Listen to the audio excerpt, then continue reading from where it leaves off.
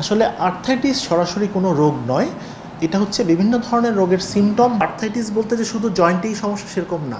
অনেক সময় অনেক রুগীরা আসে জয়েন্ট বেঁকিয়ে যায়, অনেক সময় জয়েন্ট পুরোপুরি ড্যামেজ হয়ে যায়, জয়েন্টে কোনো ধরনের নড়াচড়া বা মুভমেন্ট করতে পারে না। বর্তমানে ছাত্ররা যারা অনেক সময় পড়াশোনা করেন তাদের ক্ষেত্রে কিন্তু যে আমাদের ঘাড়ের অংশটা একটু বেঁকিয়ে থাকে এবং হচ্ছে পিঠটাও একটু বেঁকায় থাকে। পুরুষের থেকে মহিলাদের আপনার বাত ব্যথায় আক্রান্ত হওয়া বা বাত ব্যথায় বেশি ভোগার সম্ভাবনাটা পুরুষের থেকে মহিলাদের কিছুটা বেশি হয়ে থাকে।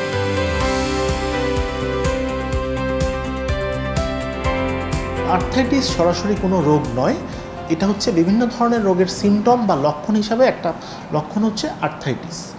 আর্থ্রাইটিস হলে সাধারণত যে সকল লক্ষণগুলো অথবা যে সকল কষ্টগুলো রোগীরা ভোগ করে থাকেন তা হচ্ছে গিরা বা জয়েন্টে ফুলে যাওয়া, জয়েন্ট লাল হয়ে যাওয়া বা গিরা লাল হয়ে যাওয়া, তীব্র ব্যথা হওয়া, জয়েন্টে বা গিরার বিভিন্ন ধরনের মুভমেন্ট বা নড়াচড়া কমে যাওয়া বা রেস্ট্রিকশন হয়ে যাওয়া। বাংলাদেশে সবচেয়ে বেশি যেটা হয়ে থাকে বয়স্কজনিত বাত বা অস্টিও আর্থ্রাইটিস, সেটা সাধারণত 50 বা 50-এর পরে বেশিরভাগ মানুষেরই বাংলাদেশে হয়ে থাকে। 2 নাম্বার বাংলাদেশে সবচেয়ে প্রচলিত যে বাতটি রয়েছে সেটা হচ্ছে রিউমাটয়েড আর্থ্রাইটিস বা গেটে বাত। পরবর্তী যে বাতটি বাংলাদেশে কমন রয়েছে সেটা হচ্ছে গাউট বা ইউরিক অ্যাসিড সংক্রান্ত বাত। এছাড়া আরও কমন কিছু প্রচলিত বাত রয়েছে যেমন স্পন্ডাইলো আর্থ্রাইটিস, এসএলই বা লুপাস, এই জাতীয় বাতের নাম আমরা বলতে পারি আর কি। অনেক সময় রুগীরা মনে করে হচ্ছে গিয়ে আমার সামান্য ব্যথা হচ্ছে, এটার জন্য হয়তো আমি ব্যথার ওষুধ কয়েকদিন খেলেই ভালো হয়ে যাব। দেখা গেল রুগীরা হচ্ছে 1-2 দিন খাচ্ছে, একটু আরাম বোধ করতেছে, দীর্ঘ সময় ওষুধটা কন্টিনিউ করতেছে। কিন্তু আর্থ্রাইটিস বলতে যে শুধু জয়েন্টেই সমস্যা সেরকম না। আমরা অনেক রুগী পাই তাদের হচ্ছে হয়তো অনেক সময় কোনো ব্যথা ছিল না, অথবা সামান্য ব্যথা ছিল, কিন্তু আর্থ্রাইটিসের সাথে জয়েন্টে ব্যথার সাথেও ভিতরে কিন্তু জয়েন্টে ড্যামেজ হওয়া বা ক্ষতি হওয়া। অনেক সময় অনেক রুগীরা আসে জয়েন্ট বেঁকিয়ে যায়, অনেক সময় জয়েন্ট পুরোপুরি ড্যামেজ হয়ে যায়, জয়েন্টে কোনো ধরনের নড়াচড়া বা মুভমেন্ট করতে পারে না, অনেক অ্যাডভান্স অবস্থায় চলে যায়। ওর জন্য আমি সাজেস্ট করবো যে ইনিশিয়াল স্টেজে হয়তো 2-1টা ব্যথার ওষুধ হয়তো খেতে পারেন, কিন্তু হচ্ছে দীর্ঘ সময়ের জন্য যদি কারো ব্যথার ওষুধ খাওয়া লাগে বা এই জাতীয় সমস্যা হয় তখন সচেতনতাটা খুব গুরুত্বপূর্ণ। এক্ষেত্রে আমাদের ডক্টরদেরও অনেক দোষ আছে। আমরা হয়তো সচেতনতামূলক যে মেসেজগুলো সেগুলো রুগীদের হয়তো সেরকমভাবে ডেলিভারি করতে পারতেছি না, অথবা রুগীদের কাছে এই মেসেজগুলো পৌঁছাতে পারি না। অনেক সময় রুগীরা এই ব্যাপারে অনেক সময় পড়াশোনা করেন না অথবা জানেন না। এই জাতীয় টোটাল সিস্টেমটাই মনে হয় এই ব্যাপারে দায়ী। আল্লাহ আমাদের প্রতিটা জয়েন্টের, সহজ কথা যদি বলি, মানে একটা ধরেন মেয়াদ দিয়ে দিয়েছে। ধরেন হচ্ছে একটা নি জয়েন্টের ক্ষেত্রে আল্লাহ ঠিক করে দিয়েছে হচ্ছে আমাদের হাঁটুর জয়েন্টের ক্ষেত্রে জীবনে সে 100বারের বেশি, এক্সাম্পল বললাম, 100বারের বেশি ভাঁজ করতে পারবে না অথবা করতে পারবে না। ঠিক আছে, এখন হচ্ছে গিয়ে কায়িক পরিশ্রমের ক্ষেত্রে ধরেন কেউ যদি কোনো একটা কায়িক পরিশ্রম করে যেটা একটা স্পেসিফিক জয়েন্টেই, ধরেন যে খুব ভারী কাজ করে থাকে অথবা হাঁটু বারবার ভাঁজের কাজ করে থাকে, তখন ধরেন যে 10 কেজির একটা কাজ করলো, সাপোজ এক্সাম্পল হিসাবে বলতেছি, সে 10 কেজির কাজটা একটু ভাগ করে 2 থেকে 3 কেজি করে বারবার করলো। তারপর হাঁটুতে ধরেন যারা বেশি চাপ পড়তেছে তার ক্ষেত্রে হাঁটুতে কিছু সাপোর্টিভ মেজার্স ব্যবহার করা। তারপর আমরা হাঁটুকে বলা হয়ে থাকে হচ্ছে গাড়ির যে সাসপেনশন থাকে না, একটা স্প্রিংয়ের মতো হাঁটুর মাঝখানে এক ধরনের সাসপেনশন থাকে, সেটাকে আমরা বলি কার্টিলেজ। অতিরিক্ত ব্যবহারের ফলে সেই কার্টিলেজ বা মাঝখানে যে আমাদের বডির ন্যাচারাল সাসপেনশন সেটা কিছুটা ক্ষতি হয়ে যায়।